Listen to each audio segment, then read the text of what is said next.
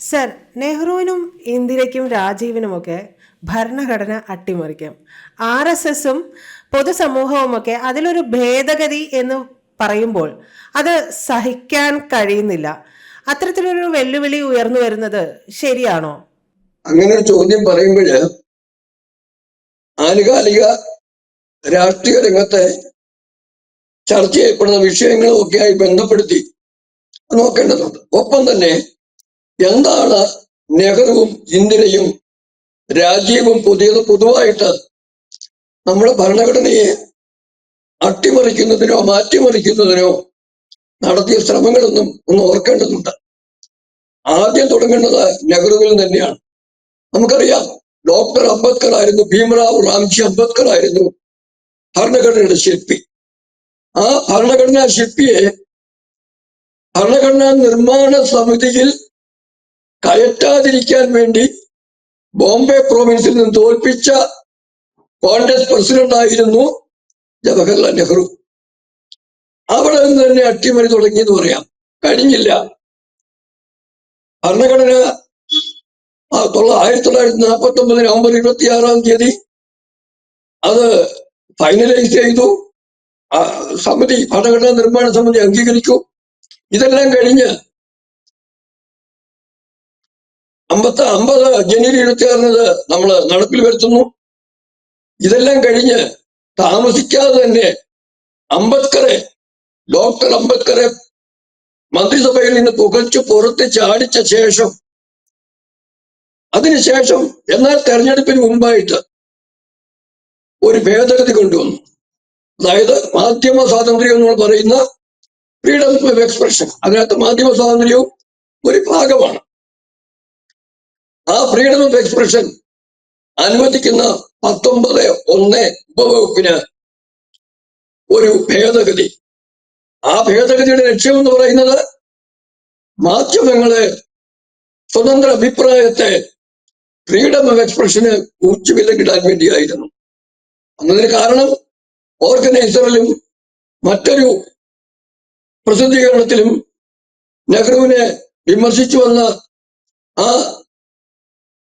ലേഖനങ്ങളൊക്കെയാണ്. അതിലേക്ക് ഞാൻ ചർച്ച കടക്കുന്നില്ലെങ്കിലും ഒന്നാമത്തെ അടി, അതായത് ഗർഭസ്ഥ ശിശുവായിരിക്കുന്ന സന്ദർഭത്തിൽ തന്നെ ഇല്ലാതാക്കാൻ നോക്കുന്ന തരത്തിലാണ് അംബേദ്കറെ ഭരണഘടന നിർമ്മാണ സമിതിയിൽ വരുന്നതിന് അവസരം കൊടുക്കാതെ ചെയ്തത്.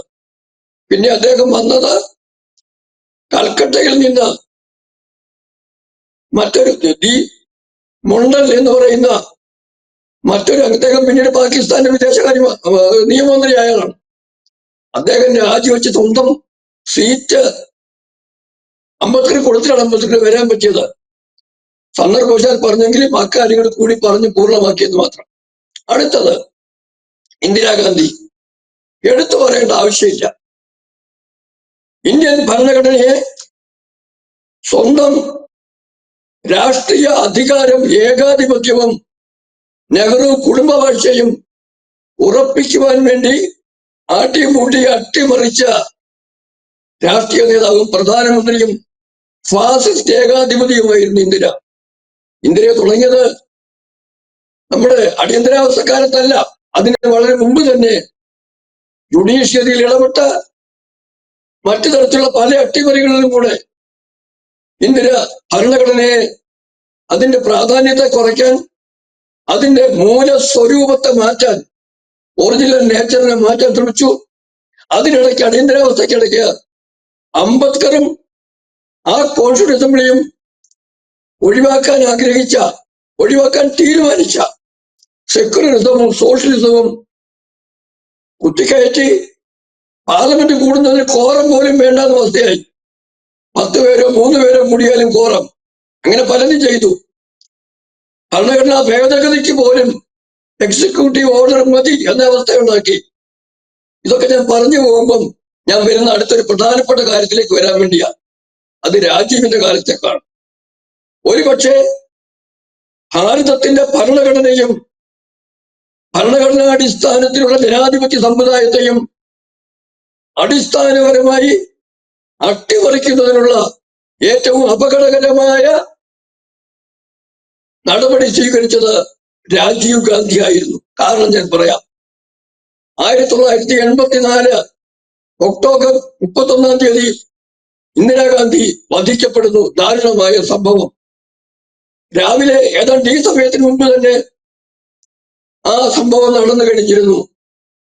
പക്ഷേ ആ മരണവിവരം പുറത്തുവിടാതെ ദൂരദർശനും ആകാശവാണിയും ഉൾപ്പെടെ അത് രഹസ്യമാക്കി വെച്ചുകൊണ്ട് ഏതാണ്ട് 11-11:30 BBC-യും മറ്റും വാർത്ത പുറത്തുവിട്ടു. പക്ഷെ ഭാരതത്തിൽ ആ വാർത്ത വരുന്നത് വൈകുന്നേരം 6 മണിക്ക് ശേഷം ആണ്. ആ വാർത്ത ഇന്ദിര മരിച്ചു എന്നുള്ള, കൊല്ലപ്പെട്ടു എന്നുള്ള വാർത്ത വരുന്നത്. ആ വാർത്തയോടൊപ്പം തന്നെ ദൂരദർശൻ മറ്റൊരു വാർത്ത കൂടെ പറഞ്ഞു. ഇന്ത്യൻ പ്രധാനമന്ത്രി ശ്രീമതി ഇന്ദിരാഗാന്ധി വധിക്കപ്പെട്ടു, രാജീവ് ഗാന്ധി പുതിയ പ്രധാനമന്ത്രി എന്ന്. ലോകത്തെവിടെയെങ്കിലുമുള്ള ഒരു ഭരണഘടനയുടെ അടിസ്ഥാനത്തിൽ വൈസ് പ്രസിഡന്റ് ആകുന്നത് മനസ്സിലാക്കാം. ഭരണഘടനയിൽ വ്യവസ്ഥയുണ്ടെങ്കിൽ ഒരു ഡെപ്യൂട്ടി പ്രൈം മിനിസ്റ്ററോ മറ്റേതെങ്കിലും മിനിസ്റ്ററോ ആകുന്നത് മനസ്സിലാക്കാം. പക്ഷേ ഇത് ഏതാണ്ട് 10 മണിക്കൂറിനുള്ളിലായിട്ട് ഒരു തരത്തിലുള്ള ഭരണഘടന നിഷ്കർഷിച്ചിട്ടുള്ള വഴിയെയും കടന്നു പോകാതെ രാജീവ് ഗാന്ധി കസേര പിടിച്ചെടുത്തെങ്കിൽ മരിച്ചു കിടക്കുന്ന അമ്മയുടെ ഭൗതിക ശരീരം അഗ്നിക്ക് സമർപ്പിക്കാൻ പോലും കാത്തിരിക്കാതെ ആ ശവശരീരത്തെ കവച്ചു കിടന്നുണ്ടെന്ന് ഞാൻ പറയും.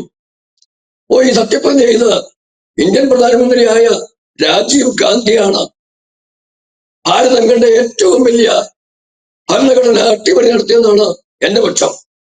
ഇത് പറയുന്നൊരു കാര്യമുണ്ട്. നമ്മുടെ ഭരണഘടനയ്ക്കകത്തുള്ള പോരാടുകയാണ്. ഒരു പ്രധാനമന്ത്രി മരിക്കുകയാണെങ്കിൽ അടുത്ത സക്സഷൻ എങ്ങനെ വേണം, പിന്തുടർച്ച എങ്ങനെ വേണമെന്ന് കൃത്യമായി പറഞ്ഞിട്ടില്ല. അതുകൊണ്ട് തന്നെ ജവഹർലാൽ നെഹ്റു മരിച്ചപ്പം അന്ന് രാഷ്ട്രപതിയായിരുന്ന ഡോക്ടർ എസ് രാധാകൃഷ്ണൻ അതിനൊരു കോമഡി കണ്ടുപിടിച്ചു. നെഹ്റു മരിച്ചു കഴിഞ്ഞപ്പോൾ തൽക്കാലത്തേക്ക് ആഭ്യന്തരമന്ത്രി ഗുൽസാരിലാൽ നന്ദയെ ഇന്ററിം പ്രൈം മിനിസ്റ്ററായിട്ട് പ്രതിജ്ഞ ഏൽപ്പിച്ച് അധികാരം കൊടുത്തു. അതിനുശേഷം കോൺഗ്രസ് പാർലമെന്ററി പാർട്ടി കൂടിയിട്ട് ലാൽ ബഹദൂർ ശാസ്ത്രിയെ ഇലക്ട് ചെയ്ത ശേഷമാണ് ശാസ്ത്രിയെ റെഗുലർ പ്രൈം മിനിസ്റ്ററായിട്ട് സത്യപ്രതിജ്ഞ ചെയ്യിക്കുന്നത്. ഭരണഘടനയിൽ വ്യവസ്ഥയില്ലെങ്കിലും ആരോഗ്യപരമായ ഒരു കീഴ്വഴക്കം തുടങ്ങി വെച്ചു. പിന്നീട് ലാൽ ബഹദൂർ ശാസ്ത്രി മരിക്കുന്നു. ഭാഗ്യവശാൽ ശാസ്ത്രിജി മരിക്കുമ്പോഴും അന്ന് രാഷ്ട്രപതി ഡോക്ടർ എസ് രാധാകൃഷ്ണൻ തന്നെയായിരുന്നു.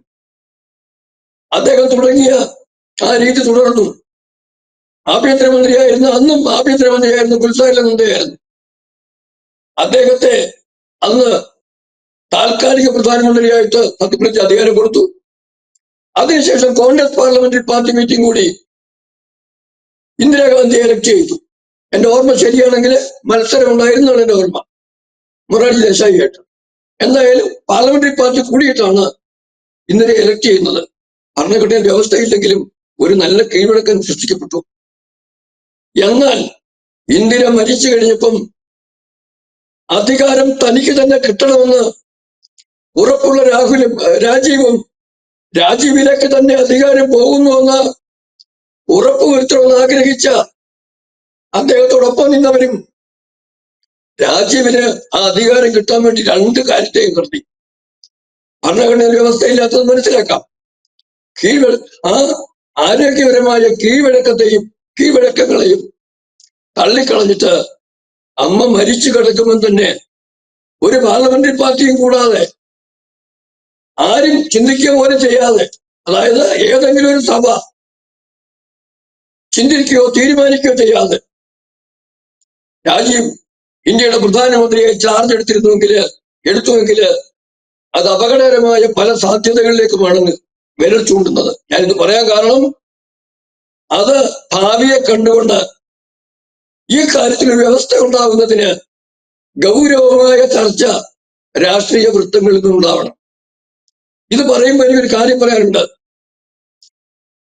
സെക്യുലറിസവും സോഷ്യലിസവും ഭരണഘടനയിൽ അടിസ്ഥാനപരമായി ആദ്യം വ്യവസ്ഥയില്ലായിരുന്നാണ് പ്രിയാമ്പിളില്. ഇന്ദിര സ്വാർത്ഥ താല്പര്യത്തിന് വേണ്ടി പാർലമെന്റിലെ പ്രധാനപ്പെട്ട നേതാക്കളെ എല്ലാം അറസ്റ്റ് ചെയ്ത് അകത്തിട്ടിരുന്നപ്പം അങ്ങനെ ഒരു സംഗതി നമ്മുടെ ഭരണഘടനയിൽ എഴുതി ചേർത്തു എന്ന് പറയുന്നത് കുളിച്ചൊരുങ്ങി ജോലിക്ക് പോകാൻ വേണ്ടി പോകുന്ന ഒരാളിന്റെ മേളില് കാക്ക കാഷ്ടിച്ചാൽ ആ കാഷ്ടം തൂത്തുകളുണ്ട് എന്ന് പറയുന്നത് പോലെ ഇന്ത്യൻ ഭരണഘടനയ്ക്കകത്ത് ആവശ്യമില്ലാത്ത അനാവശ്യമായി കൂട്ടിച്ചേർത്ത ആ രണ്ട് കാര്യങ്ങളും സെക്യുലറിസവും സോഷ്യലിസവും എടുത്തു മാറ്റേണ്ട കാലം അതിക്രമിച്ചു. കാരണം സെക്യുലറിസം ആവശ്യമില്ല, അത് ഭാരതത്തിന്റെ സ്വാഭാവികതയാണ്. ഭാരതീയ സംസ്കൃതി നമ്മുടെ രാജ്യത്തിന് സംഭാവന ചെയ്ത കാഴ്ചപ്പാടാണ് സെക്യുലറിസം. അതുകൊണ്ട് തന്നെയാണ് അംബേദ്കർ അത് വേണ്ടെന്നും പറഞ്ഞത്. ഒപ്പം തന്നെ സോഷ്യലിസം എന്ന് പറഞ്ഞു കഴിഞ്ഞാല് അത് ലോകത്തിന്റെ അവസാന വാക്കൊന്നുമല്ല.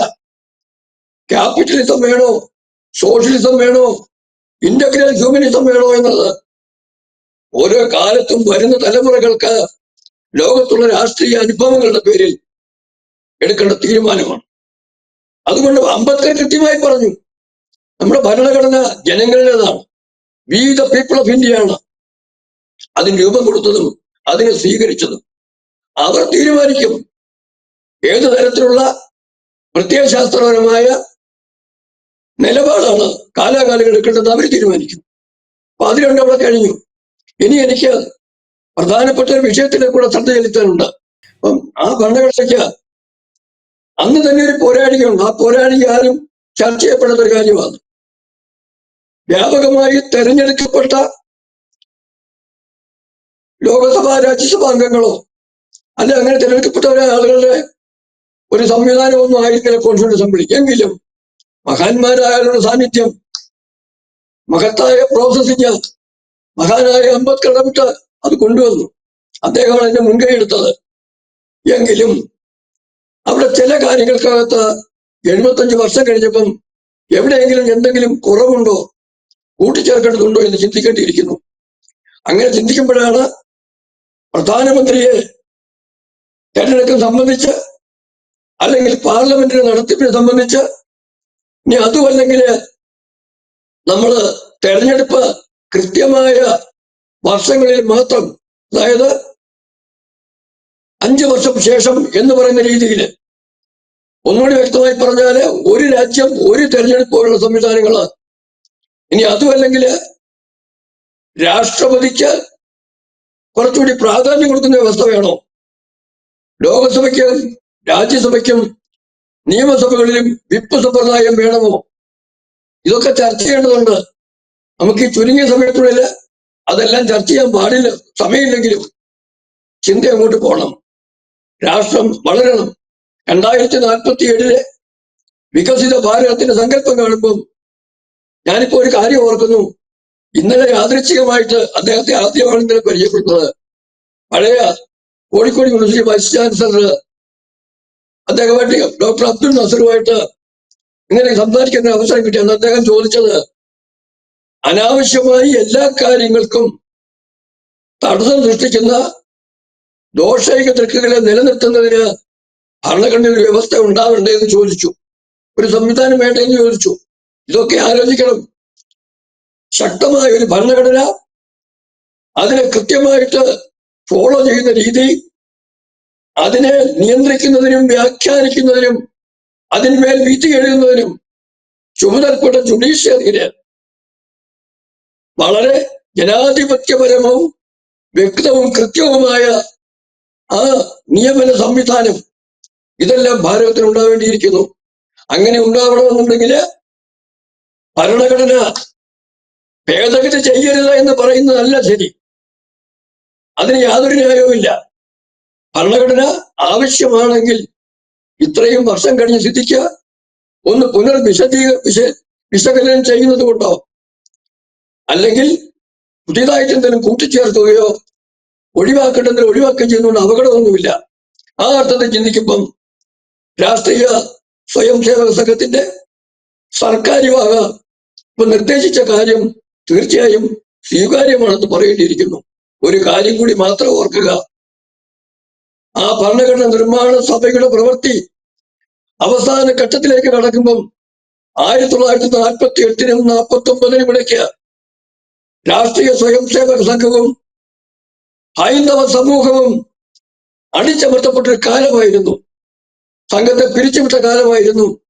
ഈ രാജ്യത്തെ ബഹുഭൂരിപക്ഷം വരുന്ന ആ സമൂഹത്തിന്റെ ശബ്ദവും വികാരവും ഭരണഘടനാ നിർമ്മാണ സമിതി കണക്കിലെടുത്തിട്ടുണ്ടോ പൂർണ്ണമായും എന്ന് പോലും സംശയിക്കേണ്ടിരിക്കുന്ന ഒരു സാഹചര്യത്തില് ഈ സാഹചര്യം നിർബന്ധമായും പുതിയൊരു വിശകലനം, പുതിയ ഭേദഗതിയോ അല്ലെങ്കിൽ പുതിയൊരു ഭരണഘടന ഉണ്ടാക്കുന്നതിന് പോലും തെറ്റില്ലെന്നുള്ള കൃത്യമായ പക്ഷക്കാരനാണ് ഞാൻ.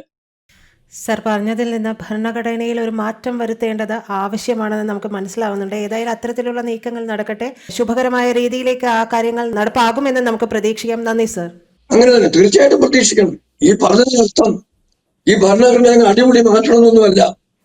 അത് നമ്മുടെ രാജ്യത്തെ ജനങ്ങളുടെ വികാരമാണ്. അതുണ്ടാവണം. അവിടെ എന്തെങ്കിലും മാറ്റം വേണമെങ്കിൽ ജനങ്ങൾ തീരുമാനിക്കട്ടെ, അല്ലെങ്കിൽ നിയോഗിക്കപ്പെടുന്ന ആളുകൾ ആലോചിക്കട്ടെ. എന്നിട്ട് ഒരു പൊതു ചർച്ചയ്ക്ക് ശേഷം എന്തെങ്കിലും മാറ്റം വേണം ചെയ്യുക. അത്ര മാത്രമേ ഉള്ളൂ. എല്ലാം സകാരാത്മകമായിരിക്കണം.